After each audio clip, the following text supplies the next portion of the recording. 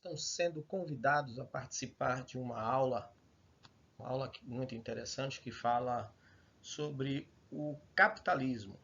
Então, você daí, eu daqui, vamos geografar. Então, começamos a falar sobre o capitalismo. Então, pessoal, no mundo contemporâneo, né, é marcado pelo grande processo de desenvolvimento desse modelo chamado de capitalismo, né? Esse modelo que se baseia, né, na propriedade privada dos meios de produção, seja na terra, na produção de produtos, né? Seja também, né, na lei de oferta e procura, também na grande riqueza produzida. O dinheiro é a base de sustentação, né? E o seu objetivo principal é o lucro. É o lucro. Então, nós percebemos que esse modelo capitalista é extremamente dinâmico. A origem do sistema capitalista está ligado à Idade Média, né? Final da Idade Média e início da Idade Moderna. O renascimento urbano e comercial na Europa, né? Então surge uma nova classe social, né? A burguesia, e também os banqueiros e cambistas. Na Idade Média, a gente sabe que foi um período dominado pelos senhores feudais, mas exatamente nos entornos das áreas dos grandes castelos existiam aqueles grupos, né, que viviam da comercialização de produtos, né? Essas áreas eram chamadas de burgos, daí o nome burgueses, né?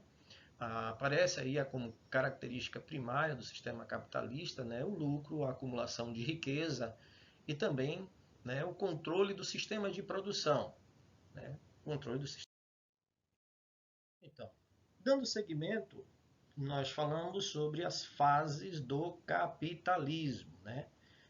Justamente o processo do capitalismo teve fases. E quais foram essas fases? A fase da expansão marítima, a fase da economia mercantilista, a fase do metalismo, quando começam a surgir as moedas, e do trabalho escravo.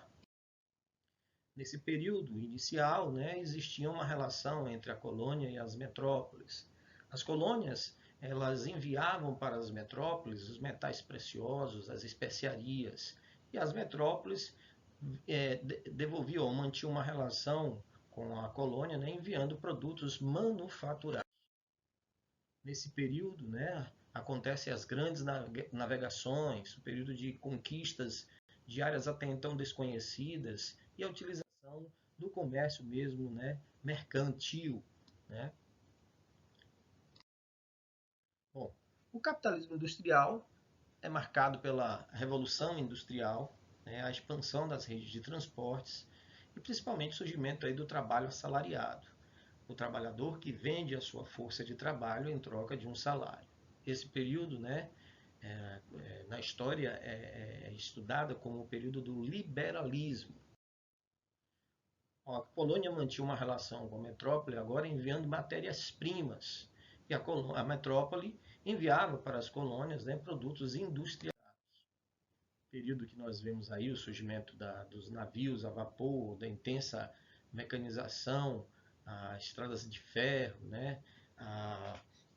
O surgimento de muitas fábricas. Então, o que é mais-valia? É uma forma de exploração que foi desenvolvida pelo modelo capitalista, aonde o trabalhador ele é explorado. O seu salário ele não condiz com o tempo de trabalho e nem com as suas especificidades. Né? Essa forma de exploração do trabalhador ela persiste até os nossos dias. Né? Uma forma de exploração, né, do trabalhador. Quem cria isso é o modelo capitalista. Então, no capitalismo financeiro, a gente vai ver a formação dos grandes monopólios e oligopólios. O que são monopólios? Os monopólios é quando uma empresa ela domina o mercado todo. Né? Vamos dizer assim, qual é a maior empresa de revenda de refrigerantes do mundo? Todos nós sabemos aí a Coca-Cola, ela tem esse monopólio. Né? Os oligopólios é quando várias empresas elas se unem para dominar o mercado. Então formam-se grupos. Né? Esses grupos nós temos várias empresas aí, né? Talvez a Braskem se enquadre perfeitamente nesse perfil. Então, na fase do capitalismo financeiro, acontece aí a introdução de novas tecnologias, a utilização de fontes de energias mais recentes, mais novas, né? O beneficiamento do petróleo também, né? O surgimento da energia elétrica, o avanço na siderurgia e a expansão imperialista. São características dessa fase denominada de capitalismo. Bom, e nesse período, então, e qual era a relação que existia entre países desenvolvidos e países subdesenvolvidos industrializados? Obviamente que os países subdesenvolvidos industrializados exerciam um papel de oferta de matéria-prima, de produtos industrializados, né, de lucros exorbitantes das multinacionais instaladas em seus países, né? Além disso, o capital especulativo, né, obtido pelos países desenvolvidos, nos países subdesenvolvidos, né, com pagamento de juros, de dívida e royalties. Os países desenvolvidos exerciam um papel de influência com os países subdesenvolvidos, né, oferecendo produtos industrializados, produtos de alta tecnologia, né, e também capital, né, com empréstimos e investimentos. Aí nós entramos na fase do capitalismo informacional, onde acontece aí a revolução técnica científica, né? Nesse período aí o capitalismo industrial e financeiro se associam, né, um ao outro. Aí nós vamos ter aí como consequência o surgimento de grandes multinacionais, né? O surgimento aí, o conhecimento é uma forma de desenvolvimento que se estabelece nesse capitalismo informacional, né? Um capitalismo globalizado se dá início. Então, galerinha, em síntese, as revoluções industriais anteriores elas foram movidas à energia. A primeira, o carvão; a segunda, o petróleo e a eletricidade; a terceira revolução industrial é movida pelo conhecimento, né?